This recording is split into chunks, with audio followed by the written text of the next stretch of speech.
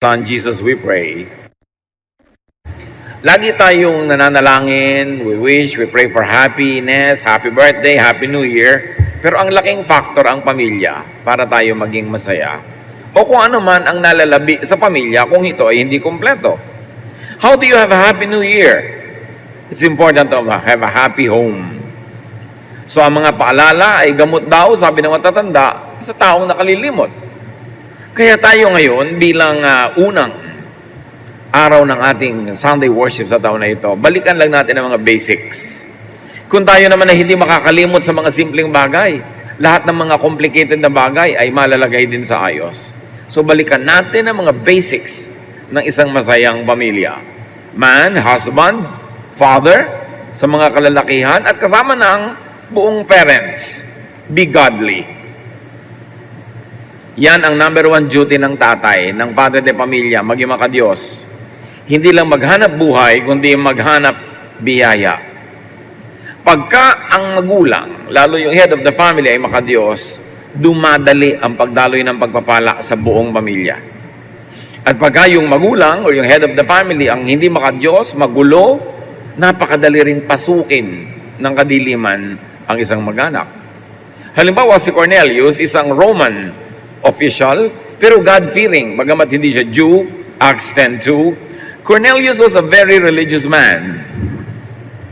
He worshipped God and so did everyone else who lived in his house. He had given a lot of money to the poor and was always praying to God. Ito ang description kay Cornelius bilang isang head not only of his family but also of his household. And the whole house was blessed. Si Pedro, binigyan ng Diyos ng pangitain na magpunta sa bahay ni Cornelius para dala ng pagpapala ang kanyang sambahayan dahil doon sa head of the family. Mga heads of the family, kayo man ay tatay o nanay o kuya o ate, kung ano man ang nalalabi na leadership sa inyong pamilya, ang number one na tungkulin, duty and privilege, is to be godly. Pag makadiyos ka, kasunod na ang lahat. Be gentle.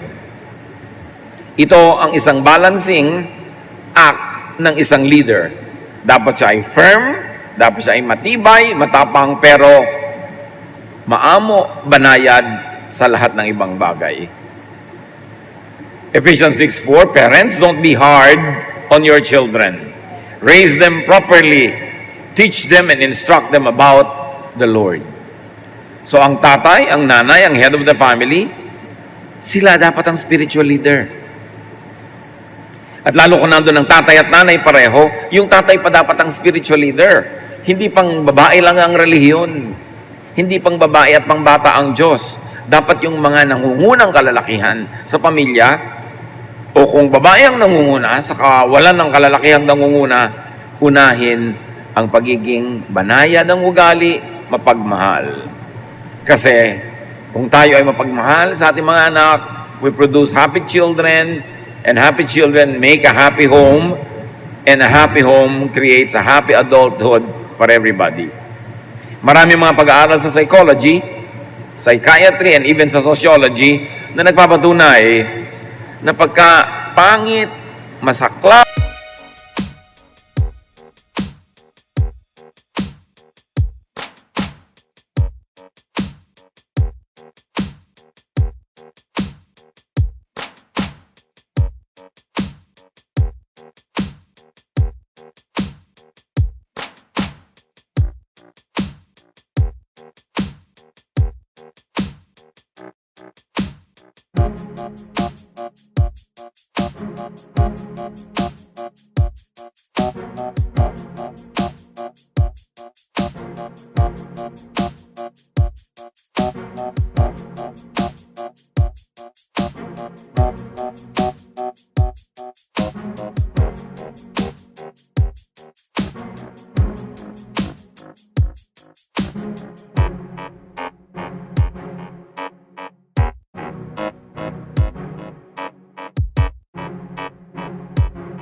masakit, mapait, malungkot ang pagkabata ng isang tao.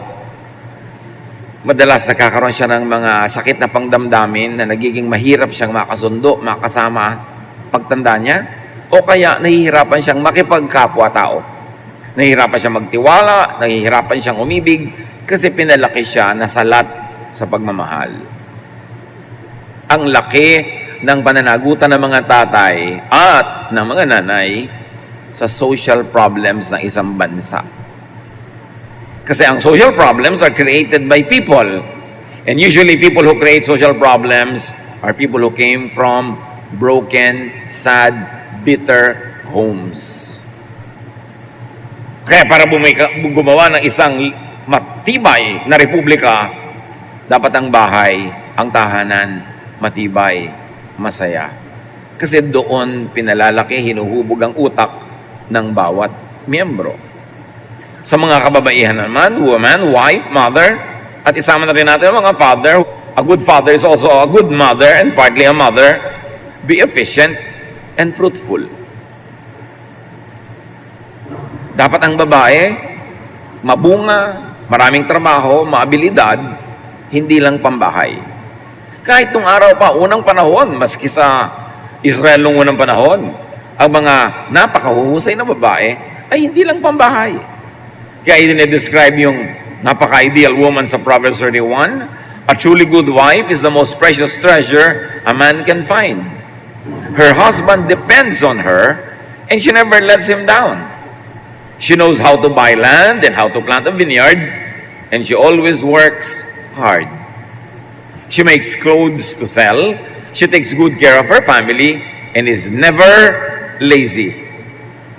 Yun daw ang mahusay na babae, magaling sa bahay, magaling din sa paghahanap buhay, magaling mag-sideline, kumikita, hindi lang nakaasa sa husband. Meron sariling kita, meron sariling abilidad. At pagka ganon, mas magandang diskarte sa pagiging ina, sa pagiging asawa, dahil productive at dahil magandang halimbawa sa kanyang mga anak. At hindi lang yon, siya ay nakadadagdag sa kariwasaan ng tahanan. An abundant home is easier to become a happy home. Mahirap namang sumaya kung gutom. Mahirap sumaya kung laging kulang. Kaya napaka-ideal na ang babae ay magaling din maghanap buhay. In fact, mas nagkakaroon siya ng magandang pakikitungo sa kanyang asawang lalaki kung siya may sariling income, kasi yung kabaitan niya, kabutihan niya, likas, hindi lang dahil umaasa kasi siya. At pagka hindi siya binigyan, ay mawawalan siya ng support. It creates a better person if you are not dependent on others. Your kindness becomes natural and you are not kind out of necessity. So sa husband and wife, sa couple, ano ang old-fashioned but very important and always true na payo? Be faithful. Kailangan pa bang i-memorize yan? Couples should go back to old-fashioned faithfulness to each other. Sa dinami-rami na eksperimento ng lipunan, maski yung sex revolutions noong 50s and 60s, and hanggang sa 70s, at yung loose morals na umuuso sa napakaraming lipunan, hindi naman nag-produce yun ng happiness eh. Hindi naman sinabi ng mga tao na, because I'm unfaithful to my husband or to my wife, because I'm an adulterer, because I am playing with everybody else, I became happier. Wala namang ganun. This unfaithfulness business to the couple, of the couple, is a failure. It's a grand social failure. Not to mention that it's a grand moral failure. Ang tunay na kasiyahan, katatagan, kasiyahan pa rin ng pamilya, ay yung maging matapat ang mag-asawa sa isa't isa, no matter what. Siyempre, as is where is. Na yung napangasawa mo, yun na talaga ang dibdibin mong partner sa buhay. Tanggapin mo na ang lahat ng kulang, i-enjoyin mo ang lahat ng maganda at magagaling na bahagi nun, at tanggapin mo yung kulang. Kasi yung mga kulang sa asawa mo, pag hinanap mo sa iba, may makikita kang nasa iba yung kulang na yon. Pero yung makikita mong iba na yon, may ibang kulang na naman yon. At di ka titigil ang kakahanap, tulad ng woman at the well sa Samaria. Sabi ni Jesus, bring your husband here. Sabi niya, I have no husband. At sabi ni Jesus, tama ka. Because the man in your house right now is not your husband, and the 5 others, 6 others who were before him were not your husband. So ang babaeng ito hindi tumigil ng kakahanap ng mapapartner sa buhay, hanggang tumanda na lang siguro siya, maghahanap siya kung hindi siya natagpuan ni Jesus at kung hindi siya nakinig kay Jesus. Yung mga experiment na yan, yung mga paghahanap ng mga iba, mga kulang din yan kahit sa kamapunta. Kaya dapat sinupin, mahalin, patibayin ang inyong samahan ng mag-asawa. Exodus 20:14, be faithful in marriage. Kung may konti mang pleasure na napapalayong unfaithful, ang laki ng bayad. Ang laki ng social cost, moral cost, and even financial cost. Proverbs 5:18, mga lalaki ang pinapayuhan, pero siyempre, good for women din ang payo. Be happy with the wife you married when you were young. Sa ganun, maging masaya ka.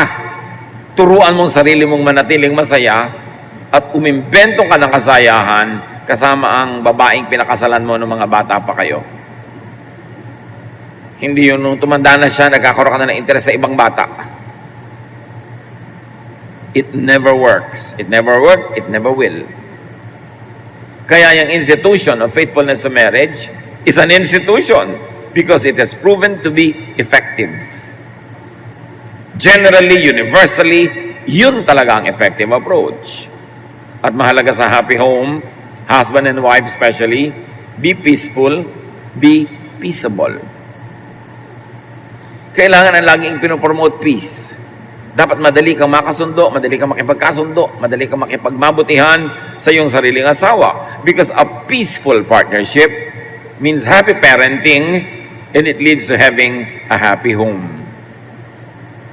Mahirap sumaya ang bahay na nag-aaway ang tatay at nanay. Mas madaling pasayahin ang lahat kung gagawa sila ng paraan na magkasundo. Proverbs 15:17, a simple meal with love is better than a feast where there is hatred. Ang sinasabi lang sa atin, simplify to have more space for happiness.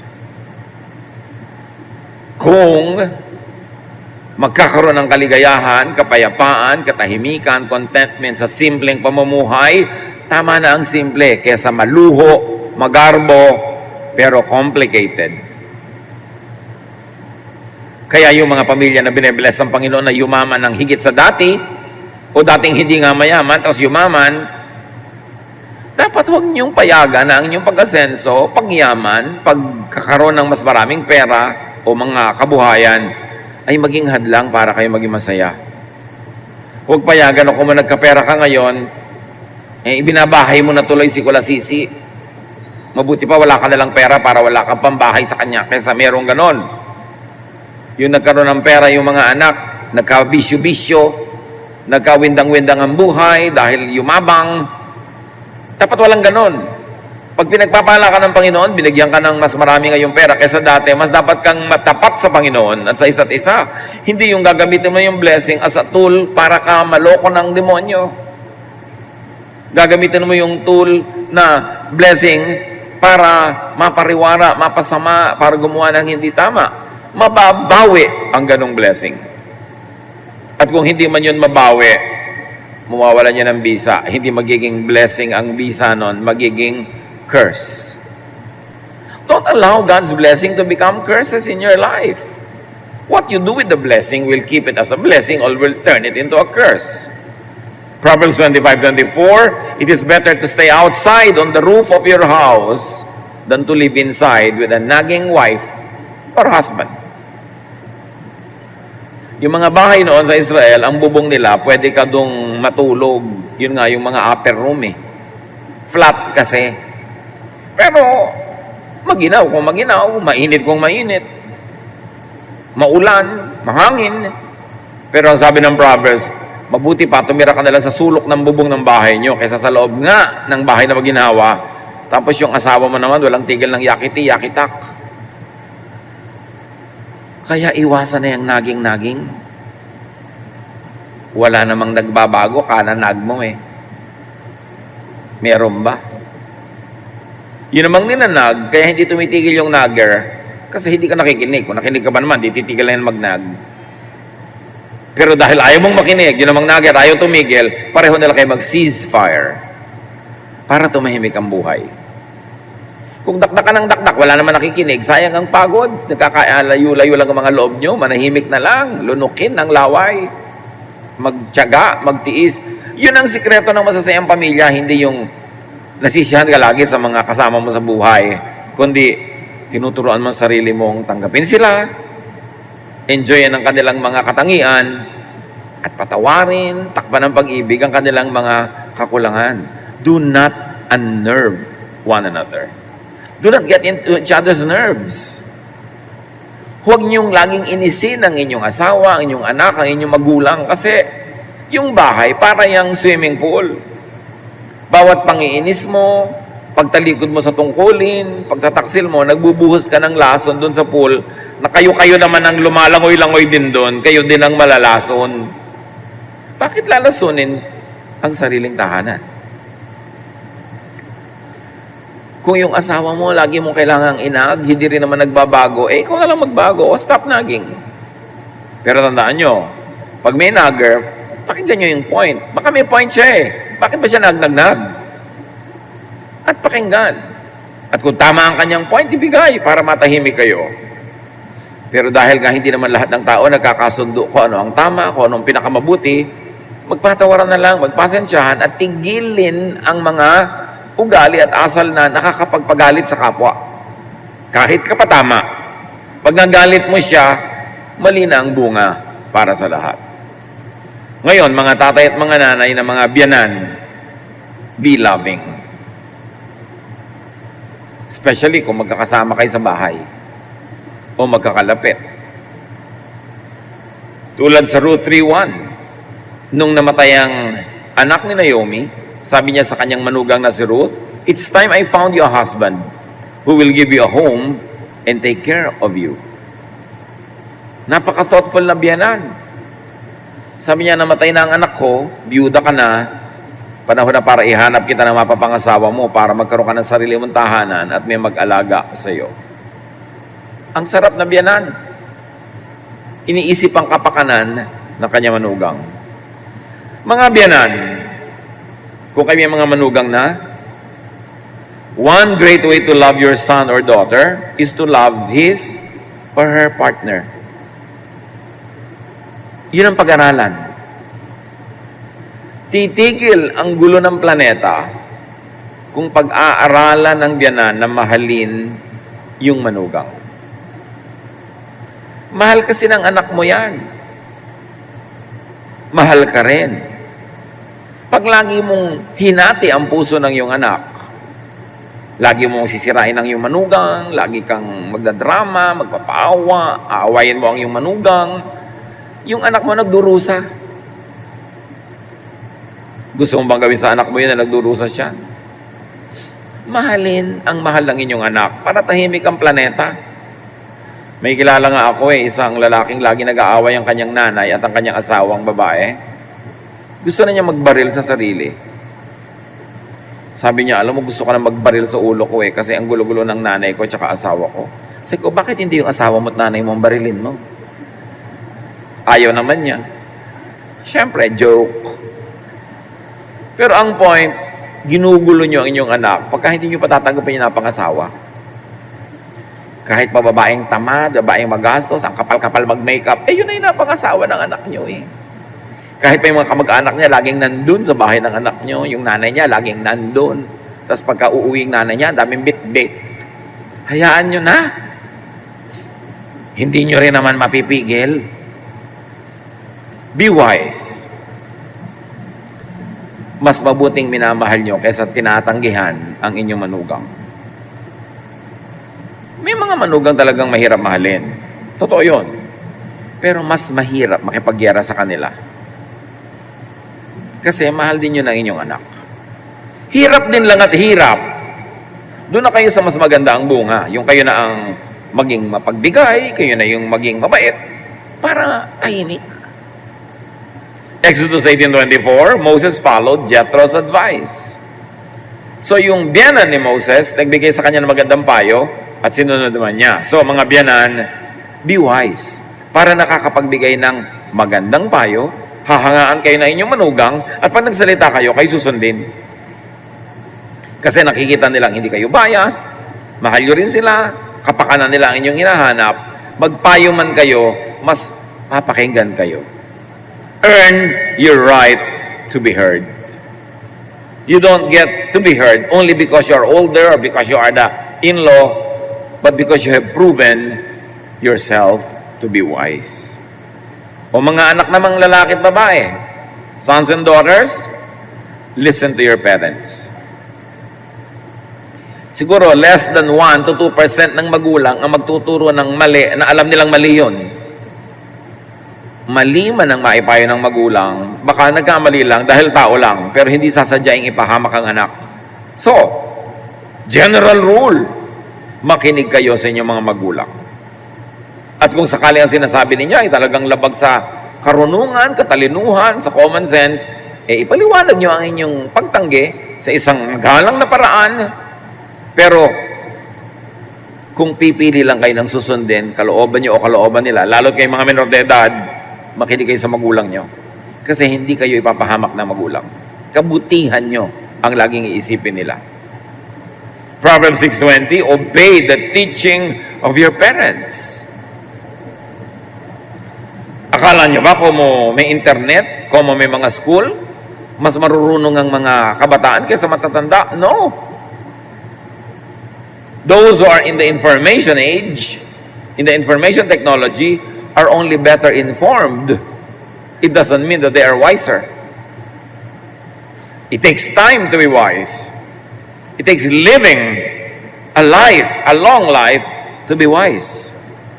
You could be better informed, but what you do with that information has no guarantee that it would be a wise interpretation of the information that you know. Hindi ko mas maraming facts na alam ang bata, mas mahusay na ang kanyang utak. Kaya kailangan laging nagde-defer, nakikinig sa elders. Ephesians 6:1-2, children, you belong to the Lord, and you do the right thing when you obey your parents.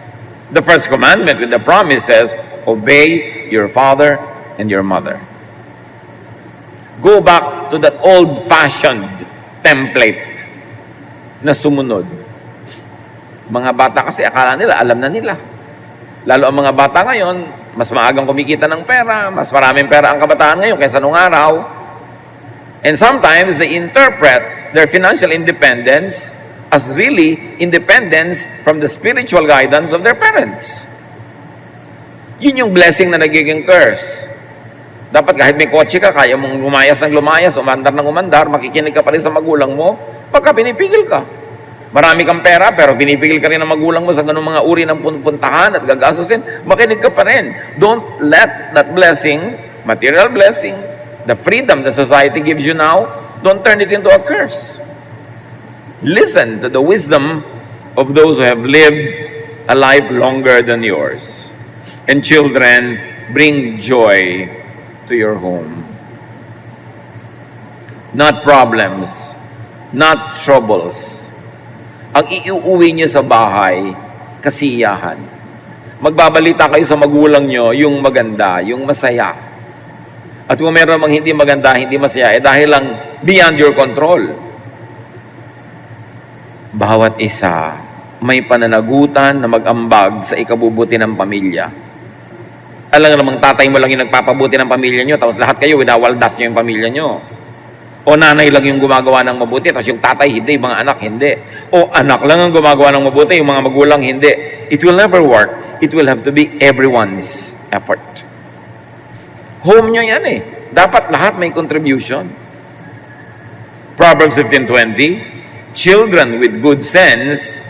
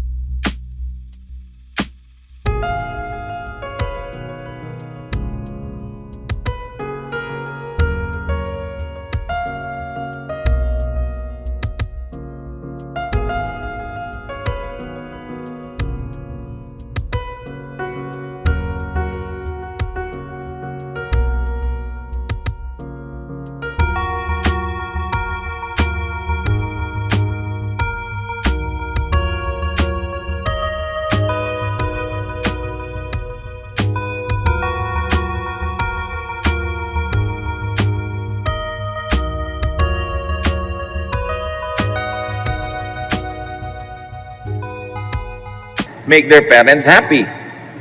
But foolish children are hateful to them. Mga anak, mga kabataan, sa ginagawa nyo, huwag nyo lang isipin ang inyong kasiyahan. Isipin nyo ring mabigyang kasiyahan ng inyong mga magulang sa inyong mga pinagagagawa. Pag ginagawa nyo maganda, mabuti, nag-e-enjoy kayo, mag-e-enjoy din ang mga magulang nyo. Kahit kayo yung primary beneficiary ng ginagawa ninyo. Basta't mabuti at tama, mag-e-enjoy din sila. Pero hindi yung pleasure ngayon, bukas, sorrow and pain and bitterness, makinig kayo sa inyong mga magulang. Mas maraming napapahamak sa hindi pakikinig sa magulang kesa sa pakikinig. Ngayon, mga manugang, son and daughter-in-law, like the parents-in-law, be loving. Gaano karami sa inyo dito ang may biyanan? Bihira naman ang katulad ni Eva at Adan, napakapalad, walang biyanan. Pero after them, everybody else had. And now everybody else has. Be loving. Si Naomi, napakabuti kay Ruth. Ang manugang niyang si Ruth, lalo namang mabuti kay Naomi. Ruth 1:16, sabi kasi ni Naomi, umuwi ka na sa sarili mong bayan, patay na ang anak ko na asawa mo, mag-asawa ka, have your own life.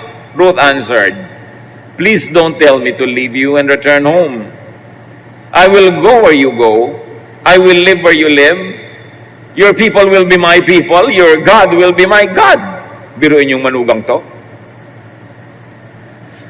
At ako, may mga kilalang magbiyanan talaga, ganyan ka-sweet. Makita mo lang sila, sumasaya ka na. Magbiyanan na talagang daig pa ang tunay na mag-ina. Nagmamahalan sila.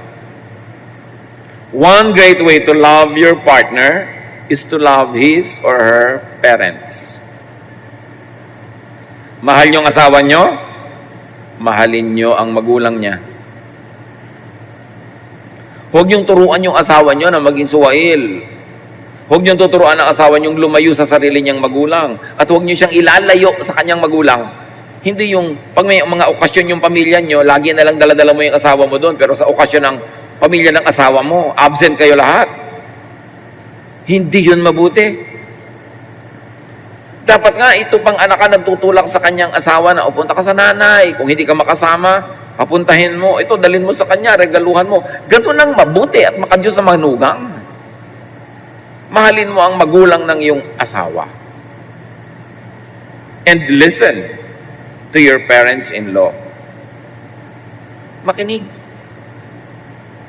Huwag magdunong-dunungan. At kahit mas marunong ka pa, give them the honor na magsalita, makinig.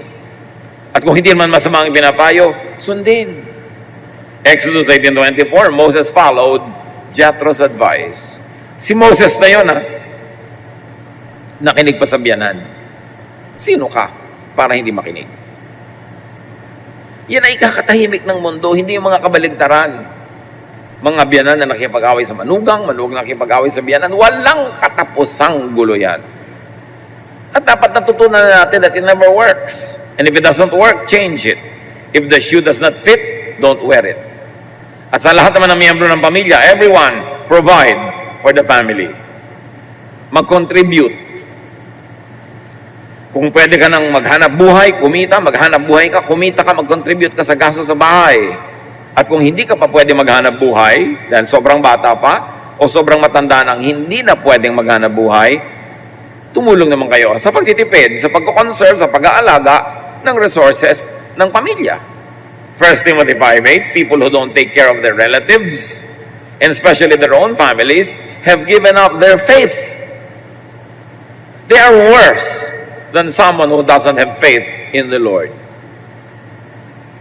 Ang sino man daw na hindi kumukupkop, tumatangkilik, tumutulong sa kanyang sariling pamilya, ay tumalikod sa Diyos. Mas masahol sa mga taong walang pananampalataya sa Diyos. So, being good to your family is high religion. Pero tatandaan nyo ito hindi lang one yung good, tapos lahat ng iba bad. Dapat hindi ganun. Hindi lang isa yung naghahanap buhay, tapos yung lahat yun ng iba, nagwawaldas. Hindi lang isa yung nagdadala ng makakain, tapos yung iba kain lang ng kain, dapat lahat nagdadala. O tumutulong man lang ng conservation, ng pagtitipid.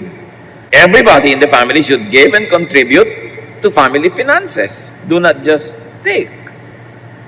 Pagka ang isang tahanan ay one-income family, usually, lagi na lang kulang ang pera.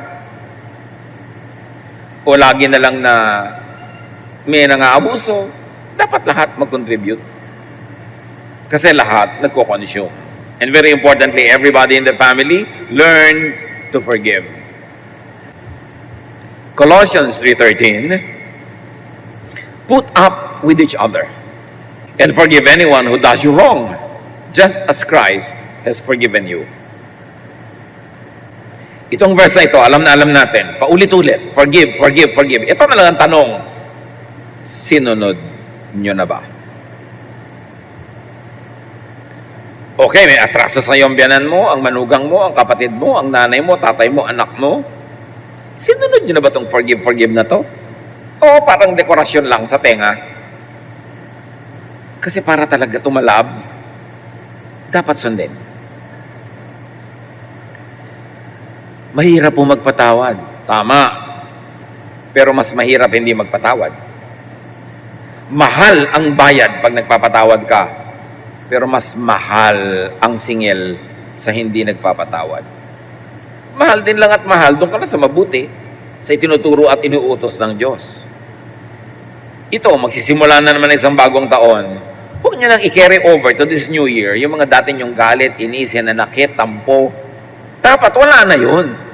Kasi isang malaking kasinungalingan at kabalbalan na magsabi ng Happy New Year, tapos hindi ka nagpapatawad. How can you be happy na hindi ka nagpapatawad? How can you make other people happy na hindi ka nagpapatawad? And very importantly, how can you make God happy na hindi mo sinusunod ang kanyang utos? Marami, church ng church, amen ng amen, hallelujah ng hallelujah, pero hindi nagpapatawad. Don't expect to be happy. Lalayuan kayo, magiging mailap ang kaligayahan pag hindi kayo marunong magpatawad. Lalo na yung mag-asawa, nagkamali yung asawa mo, talagang napakalaking kasalanan. O sige, makipaghiwalay ka na forever. Hindi naman kayo naghihiwalay. Pero hindi ka rin nagpapatawad. Di kalahating impacto, kalahating santo, kalahating demonyo, kalahating masama, kalahating mabuti, kalahating hindi mabuti, kalahating langit, kalahating impyerno ang buhay mo. So, lalangitin mo na lang, buuin na. Limutin na, magpatawad na. Hindi ko po magawa, magtiyaga ka. Buntot mo, hilahin mo. Kasi ang hindi pagpapatawad, may kasamang sumpa. Bitterness, anger, and you cannot be happy. So magpatawad dahil banal ka. Pastor, hindi po ako banal. Pues magpatawad ka dahil matalino ka. Dahil man lang sa katalinuhan, magpatawad ka. Kasi yun ang itinuturo ng Diyos. At yun ang path to happiness. At lahat sa pamilya, you really want a happy home, serve God. Siyempre naman, God is all-sufficient, self-sufficient. God cannot really be actually served because God does not need human service. But sabi niya, whatever you do to the least of these people, you do to me. So by serving the weak, the needy, you serve God. By serving people in the church, attending to their spiritual, emotional needs, and even up to a point, their practical needs, their hunger, their poverty, their sicknesses, by serving people, you serve God. And happiness resides in serving. Yan ang isang sikreto na hindi nadidiscover ng iba na hindi naglilingkod. May ligaya na para lang sa naglilingkod sa Diyos. Kaya sabi ni Joshua sa Joshua 24:15, my family and I are going to worship and obey the Lord. As for me and my house, we will serve the Lord. Because godly service leads to a very godly life which brings about happiness. May chain reaction. Pag naglilingkod ka sa Diyos, ang nagiging ending, kaligayahan. Kung tama ang paraan ng paglilingkod. Hindi naman kung nagsasakripisyo kayo, sumasaya ka na. Dapat galing sa tamang attitude at tama ang method. And everybody in the family, total ang pinag-uusapan natin yun ay puro mga old-fashioned templates, love more. Mag-effort magmahal. Sa una, effort yan, pero mamaya habit na. Likas na. 1 Corinthians 13, 4-5. Love is kind and patient, never jealous, boastful, proud, or rude. Love isn't selfish or quick-tempered. It doesn't keep a record of wrongs that others do. Apply this in your family life. Maging mabait, pasensyoso, huwag managhili, mainggit, magselos, huwag mayabang, huwag magaspang, huwag madaling magalit, huwag maging makasarili, at huwag maglista ng lahat ng mga kamalian ng kapwa. Limutin, ilista sa tubig ang mga pagkakamali ng family members. And very importantly, parents or elders in the family, train children in love. May mga pamilya na hindi maibigin ng mga miyembro sa isa't isa kasi hindi sila pinalaki na nagmamahalan, hindi sila tinuruan. Itinuturo rin yan eh. Merong mga magkakapatid, sobrang magmahalan. May lagnat lang o may bulutong lang yung kapatid eh. Nakaluksa na tong isang kapatid. Meron naman talagang nagkanda, windang-windang na yung kapatid niya, okay lang. Paano sila pinalaki? Turuan ng mga magkakapatid na magmahalan, magbigayan. By example. At paano itinuturo ng mga magulang yan? Kung paano minamahal ang mga kapatid mo, doon mo itinuturo sa mga anak mo kung paano sila magmamahal ang magkakapatid. Yung mga ate at kuya, paano kayo nagmamahalan, paano nyo minamahal ang mga kapatid nyo na kababata, yun ay malaking impluensya sa kanila. Dapat ang pinapauso ng matatanda, love, not selfishness. Kaya kadalasan, pag yung ate at kuya, selfish, hawa-hawa na hanggang lahat ng mga kapatid na mas bata. Pag selfish yung mga magulang, nagiging selfish din ang anak. Kasi we teach by example. Ang laki-laki ng pananagutan natin pag may bata sa bahay. Kasi lahat ng sinasabi, hindi sinasabi natin, ginagawa at hindi ginagawa, nakatatak sa isip nila. At nahuhubog natin ang pagkatao nila, alaman natin o hindi, sinasadya man natin o hindi, sa pamamagitan ng pagtrato natin sa kanila sa bahay. So in the home, lift each other up. Magpurihan. Magpasaya ng kalooban. Proverbs 31, 28-29, yung daw babaeng uliran, her children praise her, and with great pride, her husband says, there are many good women, but you are the best. Pinupuri dapat ng asawang lalaki yung babae, pinupuri ng babae yung lalaki, pinupuri ng mga anak nila, pinupuri ng anak ng mga magulang.